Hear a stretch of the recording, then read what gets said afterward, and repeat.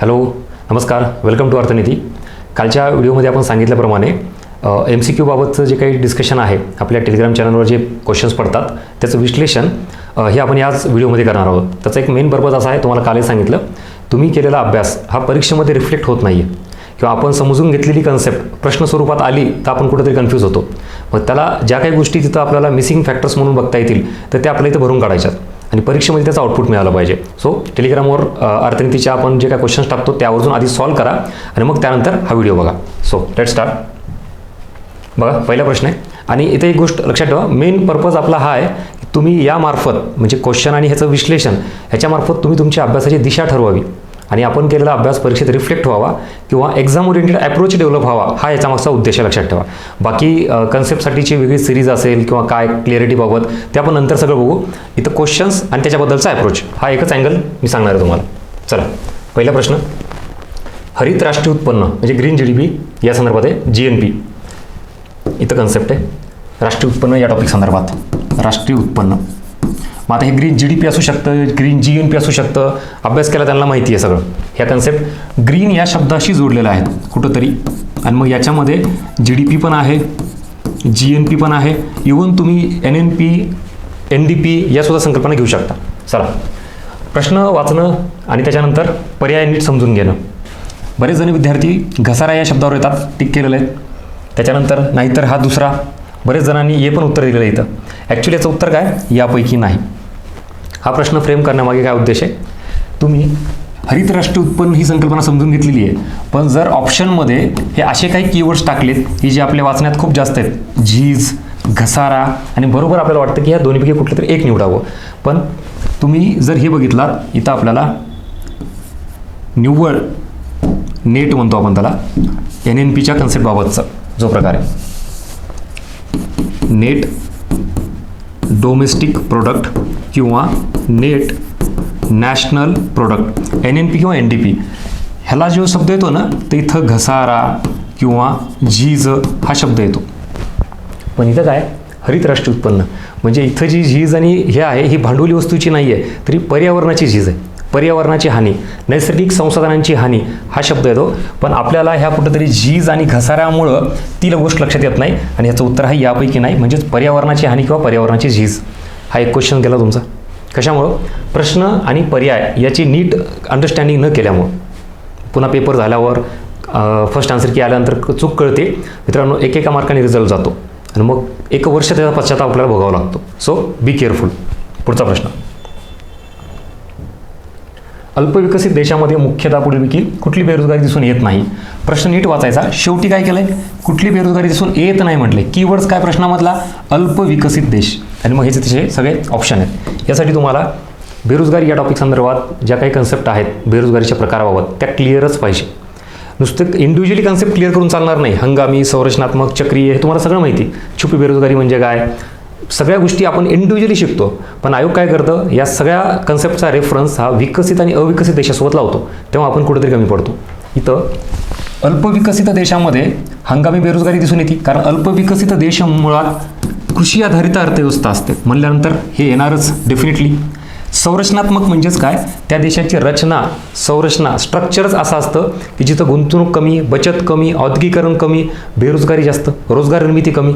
आणि या सगळ्या गोष्टीला मेन रिस्पॉन्सिबल काय असतं तर गव्हर्नमेंट पॉलिसी. मग सरकारी धोरणामुळे निर्माण झालेली बेरोजगारी दॅट इज कॉल्ड ॲज संरचनात्मक बेरोजगारी. सो ऑब्व्हियसली ही कुठं पाहायला मिळते, अल्पविकसित देशामध्ये. पण आपल्याला प्रश्न काय विचारला आहे की अल्पविकसित देशामध्ये कुठली बेरोजगारी दिसून येत नाही. मग तिचं उत्तर काय, चक्रीय बेरोजगारी. ही कुठं दिसून येते, विकसित देशामध्ये किंवा भांडवलशाही देशामध्ये, जिथं की बाजार अर्थव्यवस्था असते, सरकारचा हस्तक्षेप कमी असतो आणि याच्यामुळे मग तिथं तेजीमंदीचं चक्र पाहायला मिळतं, त्याला म्हणायचं चक्रीय बेरोजगारी. पण आपण अल्पविकसित देश म्हटलं की एकतर हंगामी निवडतो ना, तर संरचनात्मक निवडतो. बऱ्याच जणांचा काहीतरी अजून कन्फ्युजन असेल तर त्यांना वरील सर्व निवडलेले आहेत. कळतंय काय चाललंय ते. याच्यामुळे आपल्याला इथं एक तरी कळतं की आपली चूक कुठं होती आहे. म्हणजे आयोगाच्या पेपरमध्ये जर चूक केली तर त्याचा परिणाम फार मोठा भोगावा लागतो, एक दीड वर्ष जातं. इथं ही सगळी सिरीज सुरू करण्यामागे आपलं टेलिग्राम चॅनल किंवा यूट्यूब चॅनल याच्यावर तुमचा MCQ अप्रोच डेव्हलप करण्यामागे एकच उद्देश आहे, येणारी परीक्षा 2024मध्ये राज्यसेवा असेल किंवा संयुक्त पूर्व परीक्षा असेल, ही आता आपली पहिलीच प्रिय असेल किंवा काही जणांचा आधी जे अनुभव गेलेले आहेत, ही अशी आता शेवटची प्रिय असली पाहिजे की ज्याच्याकडून पुन्हा लगेच मेन्स आणि लगेच रिझल्ट आता प्रयोग नको आणि अपयश हे परत परत यायला नको, हे तुम्हाला याचा फायदा होईल. ठीक आहे, चला हा एक अँगल क्लिअर झाला. नेक्स्ट, SBIची स्थापना टिंबटिंबसाली करण्यात आलेली. एकदम बेसिक प्रश्न आहे हा. फ्रेम करण्यामागचा उद्देश काय? अख्ख्या महाराष्ट्राला माहिती 55 आयोगाचा एक पॅटर्न मला ऑब्झर्व झाला. मागच्या 5-7 वर्षांमध्ये आयोग हे जास्त इम्प्लिमेंट करतं. तुम्ही जर फॅक्ट्स बघितलात, बेसिक फॅक्ट्स, त्याचे प्रश्न आधी खूप वेगळे असायचे, म्हणजे 4ही ऑप्शन टोकाचे असायचे. आता तुम्ही आयोगाचा फॅक्च्युअल प्रश्न जर बघितलात ना, तर 4ही ऑप्शन फार क्लोज असतात एकदम, म्हणजे तुम्हाला स्पेसिफिक माहिती पाहिजे. 1955 अख्ख्या महाराष्ट्राला माहिती आहे, पण कधी कोणी इकडं फोकस केलाय का? जुलै आहे का, एप्रिल आहे का, जानेवारी आहे? पटते का मी काय म्हणतोय ते? आणि खरंच लक्षात येते की आपली चूक कुठं होतीये? याच्यासाठी मित्रांनो परत तुम्ही पेपरला जाता आणि मग तिथं लक्षात येतं की अरे हे एप्रिल का जानेवारी मी निवडलं, पण ॲक्च्युली तिचं उत्तर जुलै. गेला ना, एक क्वेश्चन गेला, एक मार्क गेला, प्री गेली, 1 वर्ष गेलं. तेच तर जाऊ द्यायचं नाही, म्हणून हा अट्टहास आहे. माझी तर मग एकच आहे की तुम्हाला ह्या सगळ्या माझ्या अनुभवाचा, या नॉलेजचा कुठेतरी फायदा व्हावा आणि ज्या गोष्टी शिकायला तुम्हाला वर्षानुवर्षे किंवा काही महिने लागतील ते या व्हिडिओमार्फत एक डायरेक्शन क्लिअर होऊन जाईल की खरंच आपण इकॉनॉमिक्समध्ये कुठे चुकतोय.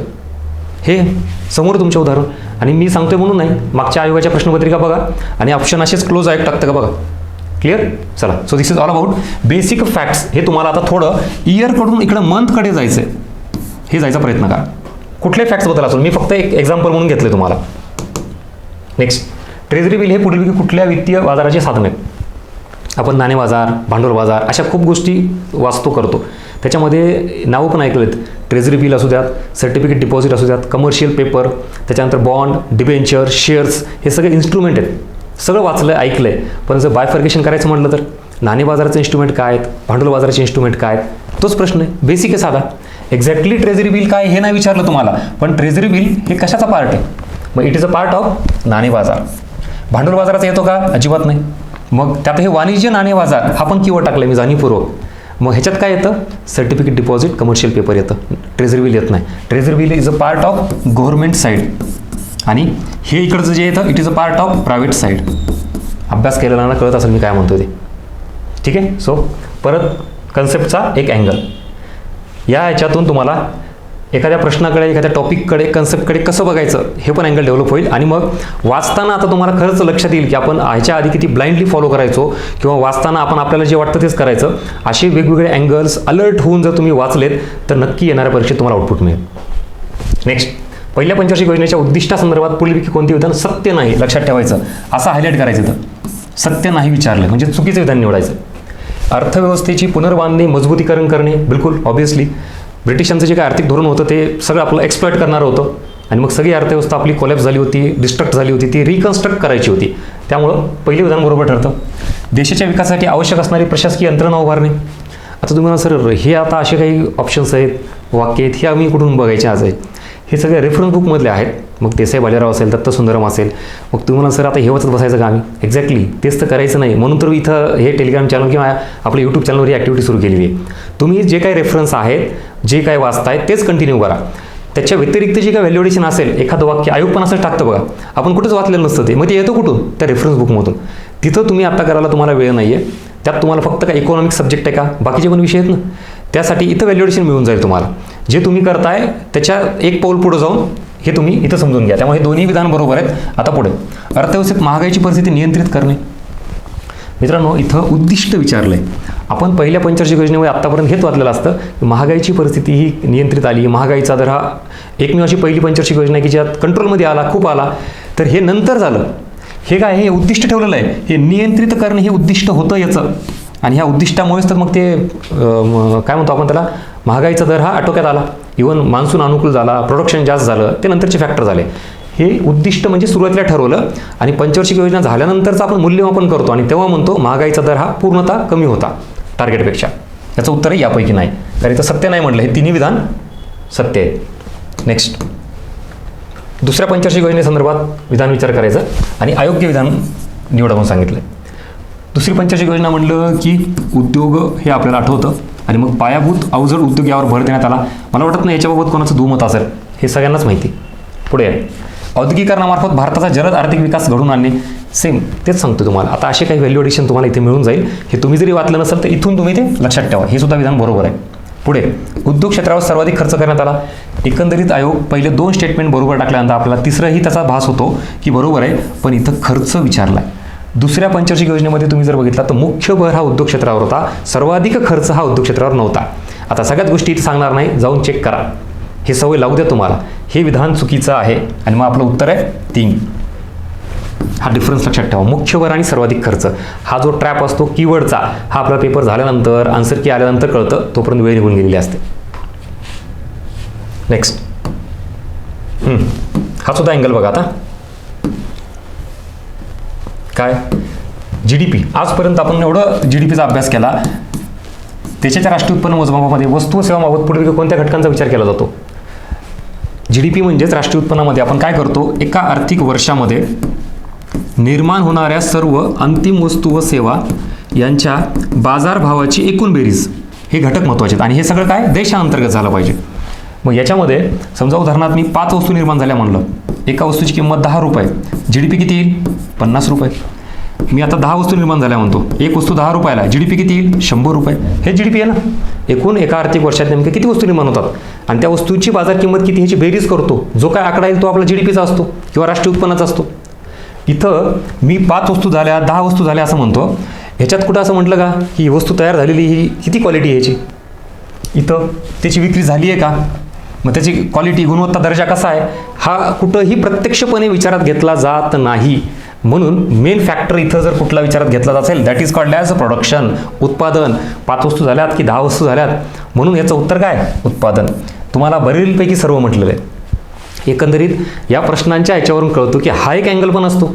मग हा कुठल्या पुस्तकात आहे काय, त्याच्यासाठीच जास्त जे काही मोठे मोठे सोर्स आहेत ना, ते तुम्ही नका वाचू, त्यासाठी आम्ही आहोत इथं. हे अँगल इथं कव्हर झाल्यानंतर परीक्षेत जर इन केस असा प्रश्न आलाच तर तुम्ही लगेचच्या लगेच हा अँगल क्लिअर असल्यामुळे लक्षात येतं की काय फॅक्टर प्रोडक्शन दिलं जातं ह्याच्यात. हे सगळे इम्प्रूव्हमेंट तुम्हाला इथं गरजेचे आहे. आजपर्यंत GDP जो ट्रॅडिशनल वाचला आहे आपल्याला, तोच सगळे वाचतात. मित्रांनो, कॉम्पिटिशन एवढं हेवी झालं ना, जरा थोडं काहीतरी एक पाऊल पुढे जायला पाहिजे. आपण आयोगाच्या नंतर बदलतो, आयोगाच्या सोबत बदलायला पाहिजे किंवा एक पाऊल पुढे जाऊन आयोगाच्या पाऊल पुढे जाऊन बदलायला पाहिजे आपण, तर कुठं आउटपुट मिळतं. सो हे झालं राष्ट्रीय उत्पन्न आणि त्याच्याबद्दलचे सगळे बेसिक फॅक्ट्स. पुढं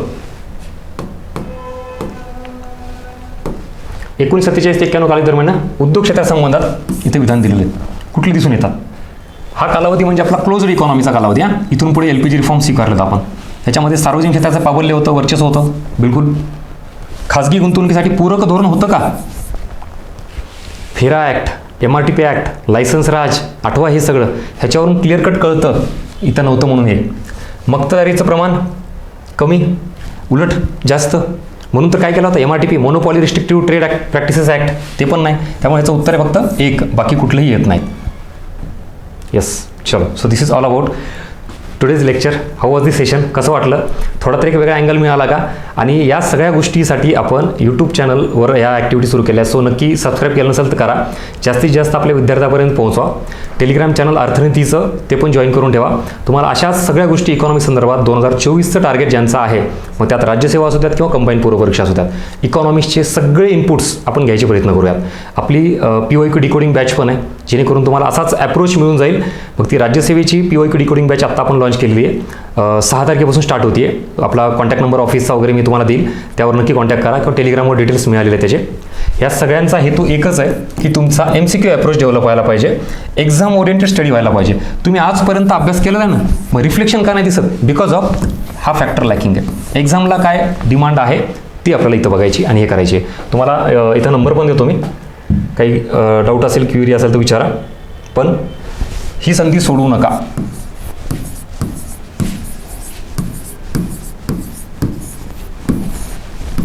चलो, आणि तुमच्या प्रतिक्रिया नक्की कळवा. भेटूया पुढच्या व्हिडिओमध्ये नवीन एका याच्यामध्ये. तुमच्या काही रिक्वायरमेंट्स, डिमांड असतील त्या पण कमेंट बॉक्समध्ये नक्की कळवा. Thank you so much.